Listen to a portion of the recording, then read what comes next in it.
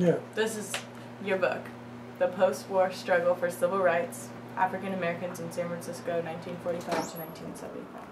And See, that look, segment, that's your quote. yeah, that, you have to read it because I couldn't see it. That segment was about when I was automobile bumpers.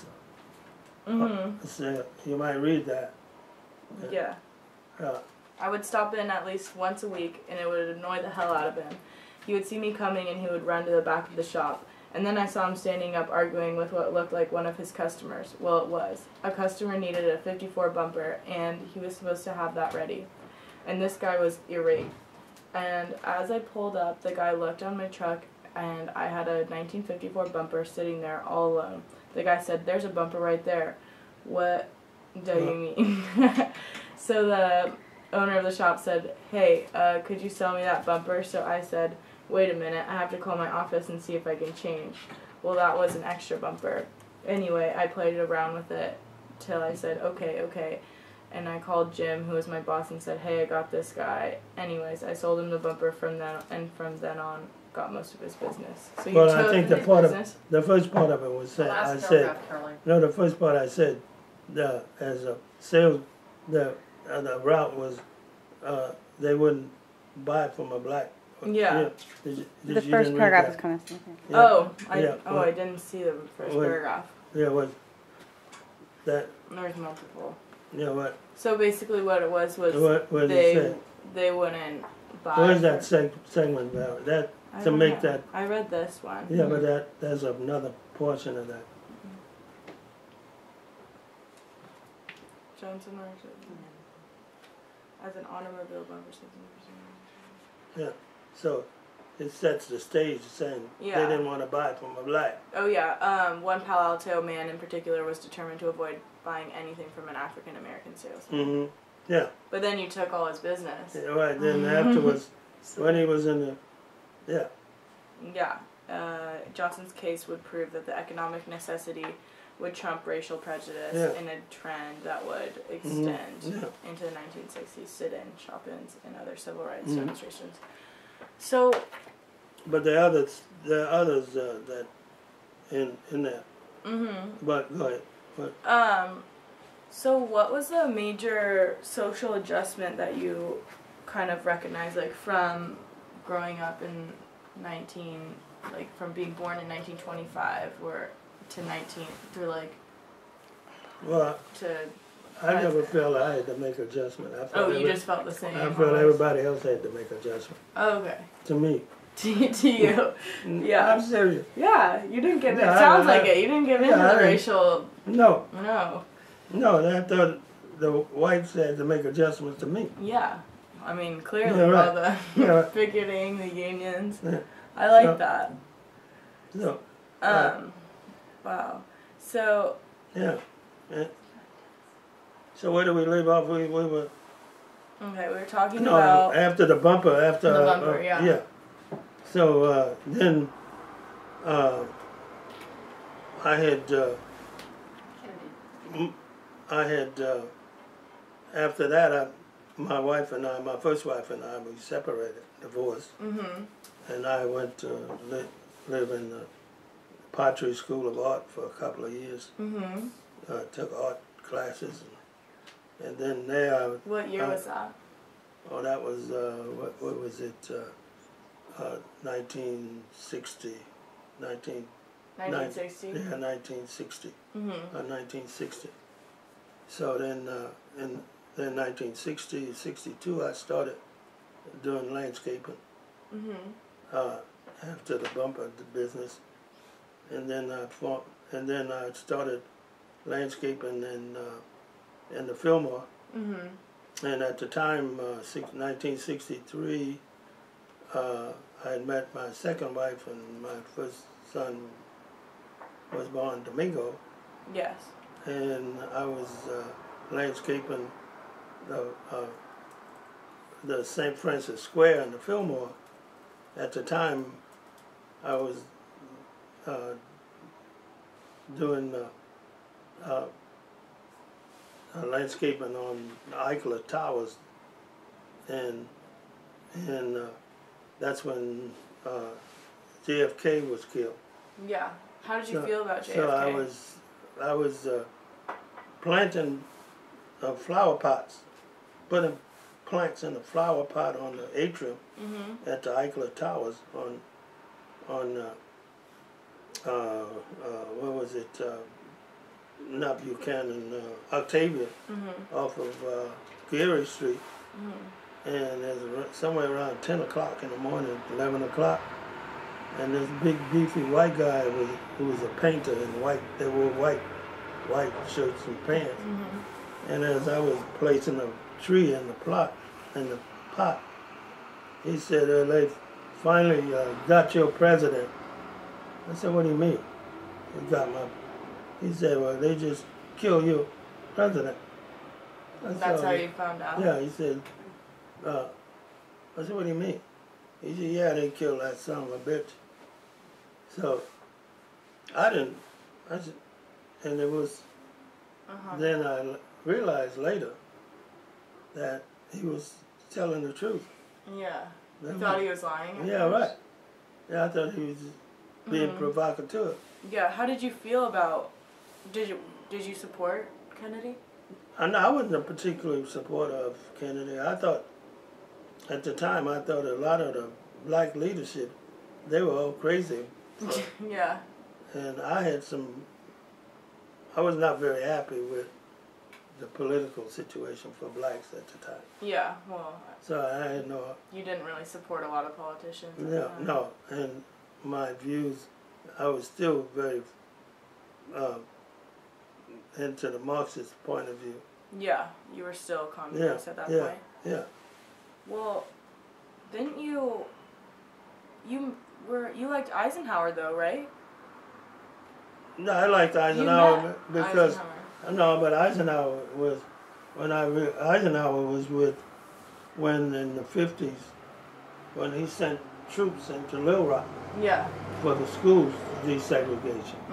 In 55 or 56, yeah. Yeah. Well, I thought that was a very bold move, and I liked So you liked it because they hadn't sent troops in the South since the Civil War. Right.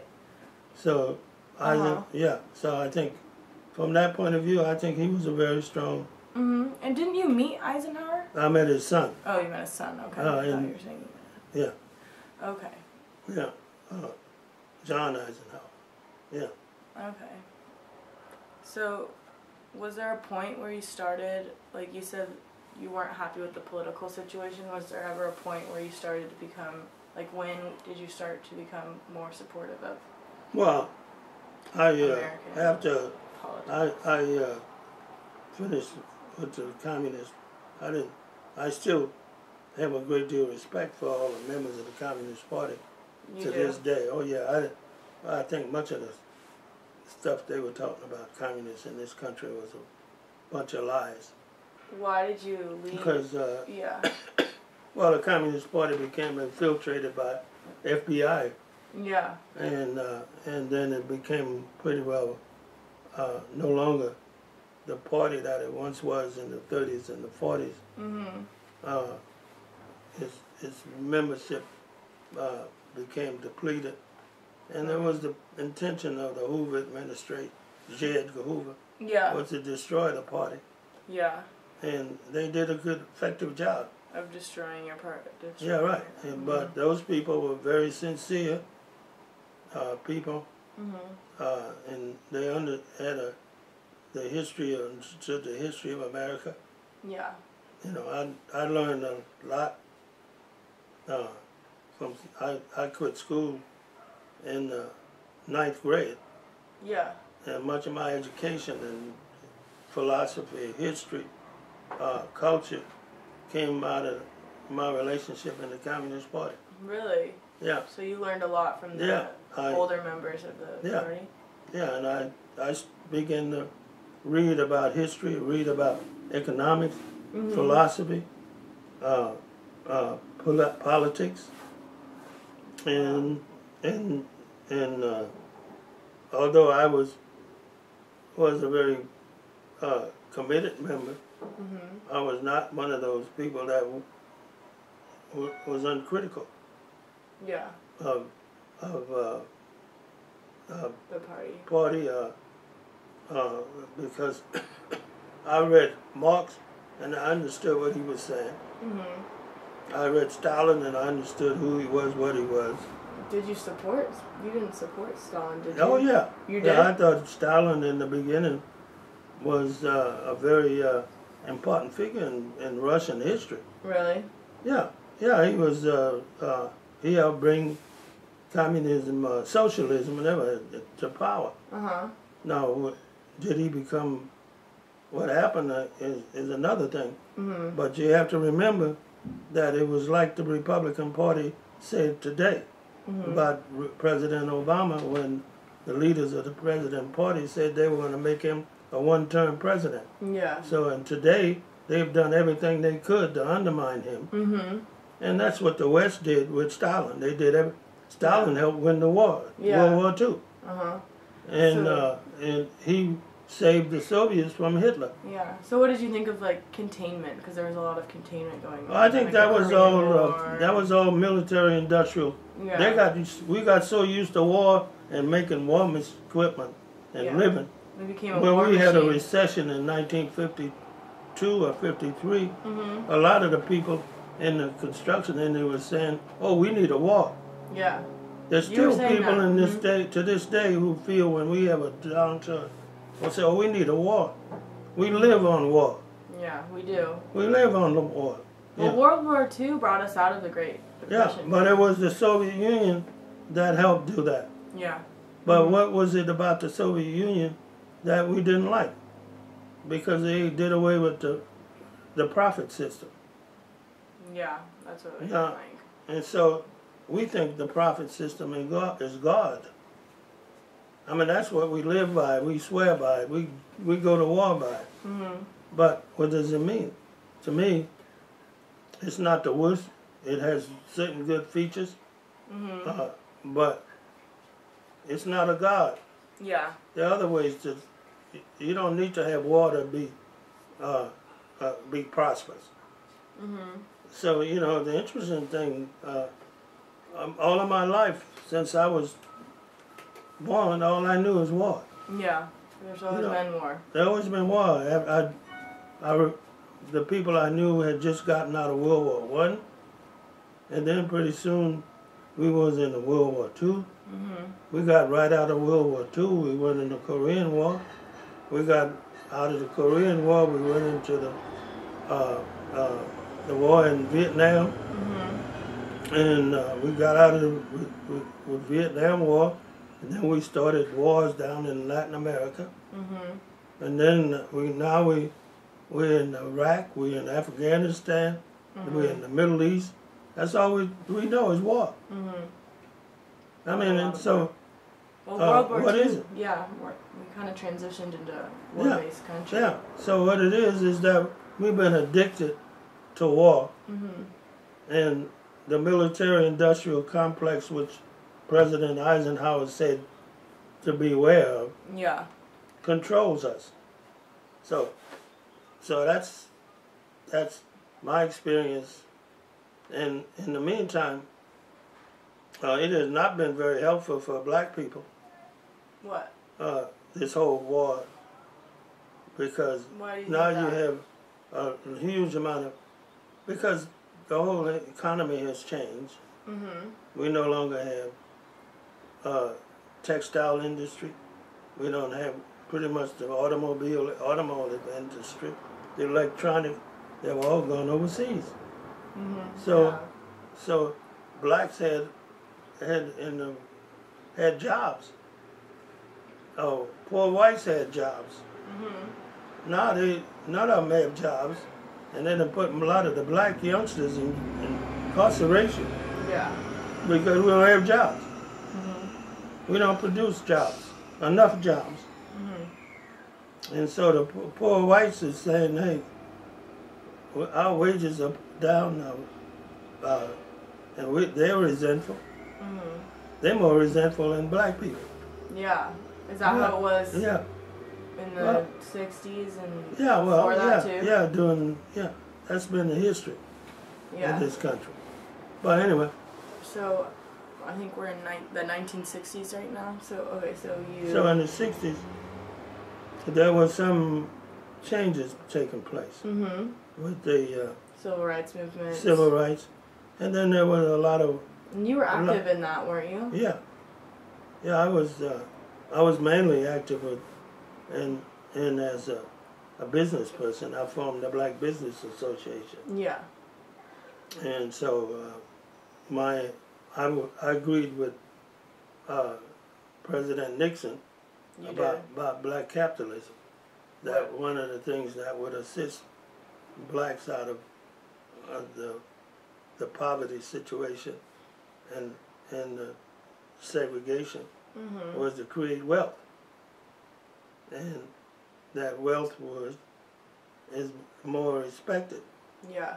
And people with wealth are more respected than people without wealth. Yeah. Yeah. So you worked to so help build black businesses. Yeah. So not only that, I was ahead because of my dad was a business person, and I had that business perspective. Yeah. Yeah. So I've worked for myself most of my life. The only time I worked with the unions, but most of my life I worked for myself. Yeah.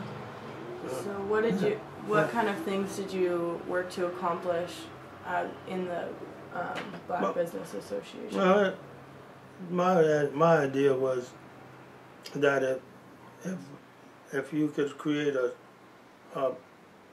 organization that could power black business and help them get contracts where they weren't able to get contracts. Yeah. During the public sector, there was very few. At one time, the Small Business Administration, which was supposed to help small business, blacks couldn't get loans until 1960s. Oh wow! Yeah. The FHA, blacks couldn't get a home loan. So you helped work. So my whole effort was to open up these avenues for black businesses. And you worked with other with other politicians. Is that when you were saying you worked with like Harvey Milk and? Yeah. And then we had picket lines. We picket the school district here because they didn't have any black contractors. And we got them to start using black contractors in the 70s. So it really was effective. Yeah. And so we had an organization. Then we formed what we call ABLE, Asian Black Latino Enterprises. And together we got opened up contracts in the public utilities, the airport, the state of California. Yeah.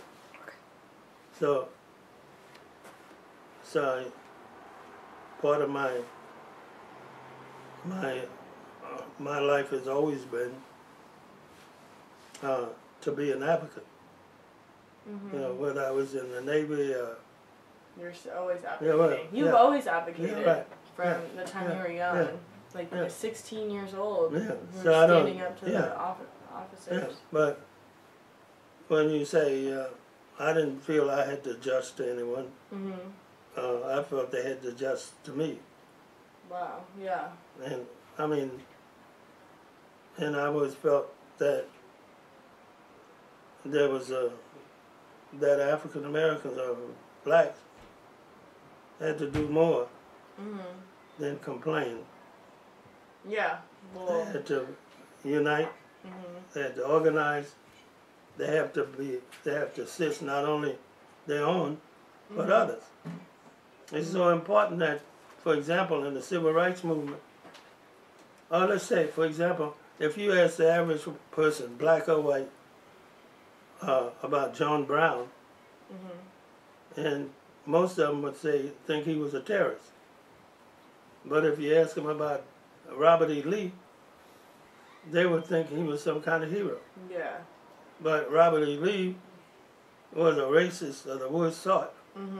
And we had fought a civil war that killed millions and subjugated millions. And John Brown was a guy who, with his sons and certain other blacks. Yeah, trying to. Yeah, but he's no longer a hero. Yeah. Viola Louisa in Birmingham was killed by the racists, but you don't ever hear blacks nor whites see her as a hero. Yeah. But we do see, what's her name, who was on the bus?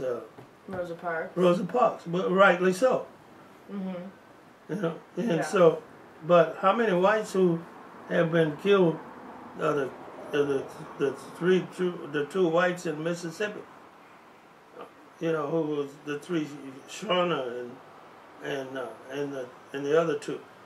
But always, historically, whites have been in the forefront against racism. But the racist society do not want blacks and whites to unite. The racist society? Yeah, racist. They don't want that. Yeah, they don't. They want to create that division. Yeah. They do. So and so they don't want to venerate the abolitionists. You know, it's like it's somebody in passing. But these are heroes. Yeah. They're just as heroic as Frederick Douglass are. Yeah. The people who were on the picket line with me were whites. Mm-hmm. You know, what they had to gain was self-respect and decency. And and really, this society don't give them the kind of respect and honor that do. Mm-hmm. You know, and so because our whole effort is to keep separation of the two races. And so if you were outspoken for the cause of black people, you're a nigger lover. Mm-hmm. And who could be worse than a nigger lover? Yeah. Worse than a nigger lover is a nigger. Yeah. Mm-hmm. So, and then we run around here talking about don't say the N-word. I ain't stupid. I know what the N-word means.